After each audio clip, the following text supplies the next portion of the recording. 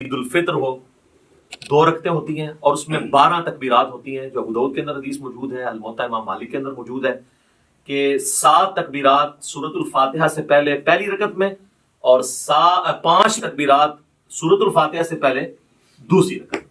یہ طریقہ ہے. اور اگر کوئی بھول جائے تو رکوع کے بعد بھی کر سکتا ہے. اس میں طریقہ یہی ہے کہ اللہ اکبر کہہ کے آپ نماز شروع کریں گے. اگر آپ نے وضع الیدین کیا ہے تو آپ جب تکبیرات کہیں گے اللہ اکبر تو دوبارہ ہاتھ باندھیں گے. اگر آپ ارسال الیدین کر رہے ہیں تو اللہ اکبر اللہ اکبر یوں 7 تکبیرات کو آپ پورا کریں گے. اور اس کے بعد یعنی ثنا پڑھنے کے بعد 7 تکبیرات، پھر اعوذ باللہ بسم اللہ پڑھ کے امام نے سورۃ الفاتحہ پڑھنی ہے، آپ نے سننی ہے. اور دوسری رکعت میں امام جب سورۃ الفاتحہ شروع کرنے لگے گا اس سے پہلے وہ تکبیرات کہتا ہے. اگر کوئی پہلے میں بھول گیا ہوا ہے تو دوسرے میں 12 پوری کر لے. یعنی یہ زائد تکبیرات ہی ہیں، سنت افضل عمل ہے. تو عید کی نماز کے اندر یہ ایک مین چیز ہے. اور عید کی نماز جمعے کی طرح دن کی نماز ہونے کے باوجود جہری نماز ہے. ویسے دن کی جتنی نمازیں ہیں وہ سرن ہے، چاہے زور ایسا ہے. جمعے کی بلند نماز سے ہوتی ہے اور عید کی بھی اگرچہ دن کی نماز ہے لیکن وہ جہرن پڑھی جاتی ہے. اور دوسرا فرق یہ ہے کہ جمعے میں خطبہ پہلے ہوتا ہے، نماز بعد میں. اور عیدین کے اندر کیا ہوتا ہے؟ نماز پہلے خطبہ بعد. باقی وہ آل امیہ نے پہلے شروع کروا دیا تھا کیونکہ بعد میں حضرت علی کے اوپر وہ لانتے کرتے تھے، تو ظاہر سامنے تو صحابہ بیٹھے تھے.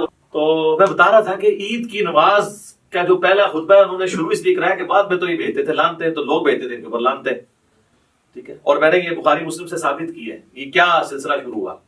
تو کربلا ہر جگہ آئے گی، یہ آپ نے یاد رکھنا ہے. کربلا سے آپ کی جان نہیں چھوٹنی. عید کی نماز کے اندر ہمارے حنفی بھائیوں کے اندر یہ چیز موجود ہے کہ وہ ارسال الیدین کرتے ہیں اور آخری دفعہ جب وہ تکبیر کہتے ہیں، خیر وہ 12 تکبیریں تو کہتے بھی نہیں، اور 6 تکبیریں کہتے ہیں، تو اس کو باندھتے ہیں.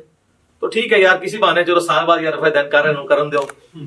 شکر ہے کہ وہ جو گھوڑوں کی دموں والا انہوں نے ایک تماشا لگایا ہوا تھا اور وہ کہتے تھے وہ بت رکھ کے آتے تھے، وہ ساری چیزیں ختم ہو جاتی ہیں. رفع الیدین نماز کا سکون برباد کرتا ہے. تو جے سال بعد وہ سکون والی نماز دی بے سکونی کرنے لگے نا، یعنی سنت کے مطابق عمل کرنے ہی لگے، تو کرنے تھے یار. باندھنا کرا دیو کہ رفع الیدین ہونا تھا. عید قائم ہے تو ان کی ڈاکٹرین ختم ہے. وہ کہتے ہیں نماز کے سکون کو برباد کرتا ہے تو پھر ہر رفع الیدین کرے گا. وہ کہتے ہیں بس پہلا ٹھیک ہے، اس کے بعد جو برباد کرتا ہے. تو وہ قنوت وتر والا بھی رفع الیدین کرتے ہیں، ان کو کرنے تھے، ہم بھی کرتے ہیں.